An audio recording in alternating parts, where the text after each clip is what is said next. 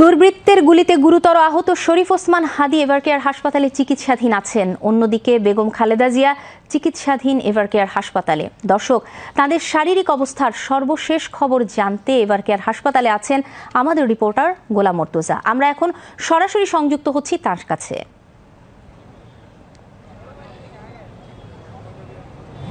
ধন্যবাদ। আমি আপনার মাধ্যমে দর্শকদের জানিয়ে দিতে চাই, আমরা কিন্তু রাজধানীর এভারকেয়ার হাসপাতালে সামনে আছি।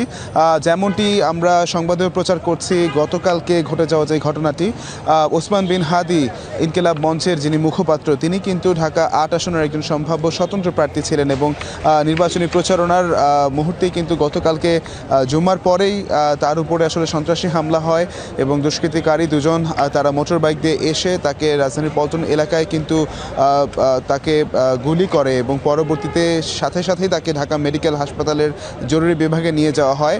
সেখানে কিন্তু চিকিৎসকরা তার যে শারীরিক অবস্থা সেটি দেখে একটি অপারেশন কিন্তু সেখানে ইমিডিয়েটলি করেন, যেহেতু গুলিটি তার কানের নিচের অংশে তার মাথায় লেগেছে এবং সেটি তার মাথাকে ভেদ করে বেরিয়ে গিয়েছে এবং এর পরবর্তীতেই তাকে কিন্তু গতকাল রাতেই এভারকেয়ার হাসপাতালে নিয়ে আসা হয়। যদিও আজকে আমরা এখন পর্যন্ত এভারকেয়ার হাসপাতালের সামনে থেকে তার শারীরিক অবস্থার ব্যাপারে কোনো ব্রিফ পাইনি।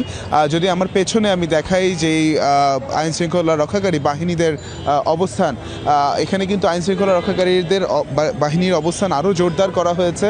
আমরা বিগত দিনগুলোতে এখানে বেগম জিয়া এখানে যেহেতু চিকিৎসাধীন রয়েছেন, বিএনপি চেয়ারপারসন, সেখানে যেই ধরনের নিরাপত্তা ব্যবস্থা দেখতাম, আজকে তার চাইতেও আরও বেশি আইন শৃঙ্খলা রক্ষাকারী বাহিনী এখানে কিন্তু নিয়োজিত রয়েছেন।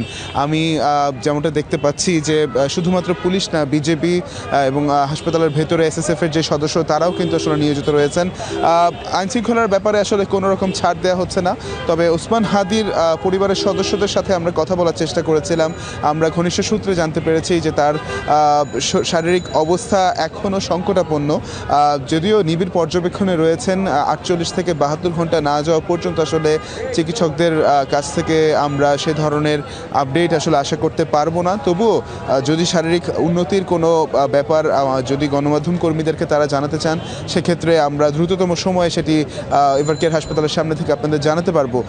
অপরদিকে বলে রাখি যে একই হাসপাতালে কিন্তু বিএনপি চেয়ারপারসন এবং সাবেক প্রধানমন্ত্রী বেগম খালেদা জিয়া আজ প্রায় 3 সপ্তাহ ধরে চিকিৎসাধীন রয়েছেন। একাধিকবার তাকে উন্নত চিকিৎসার জন্য লন্ডনে নিয়ে যাওয়ার পরিকল্পনা করা হয়েছিল, তবে শারীরিক অবস্থার সে ধরনের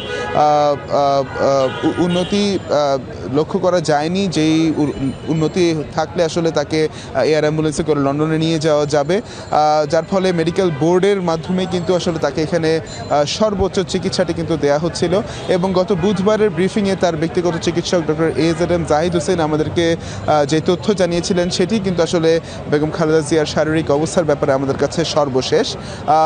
তবে ডক্টর জুবাইদা রহমান, তার পুত্রবধূ, তিনি কিন্তু আসলে মেডিকেল বোর্ডের সাথে নিয়মিত বৈঠক করছেন এবং আমরা দেখেছি যে আসলে সেই মেডিকেল বোর্ডে যে বিদেশি চিকিৎসকরা তারাও কিন্তু নিয়মিত পর্যবেক্ষণে রাখছেন বেগম খালেদা জিয়াকে।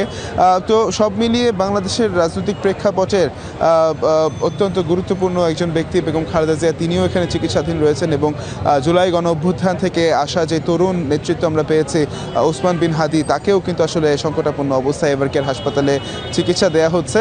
আমরা এভারকেয়ার হাসপাতালেই আছি। যদি আমরা এখানে আর কোনো ব্রিফিং পাই তাহলে সর্বশেষ তথ্যটি আমরা কিন্তু জানিয়ে দিব আপনাদেরকে। ধন্যবাদ। এই ছিল আমার কাছে এভারকেয়ার হাসপাতাল থেকে সর্বশেষ। ধন্যবাদ আপনাকে। এভারকেয়ার হাসপাতাল থেকে সরাসরি সংযুক্ত হয়েছিলেন আমাদের প্রতিনিধি গোলাম মর্তুজা।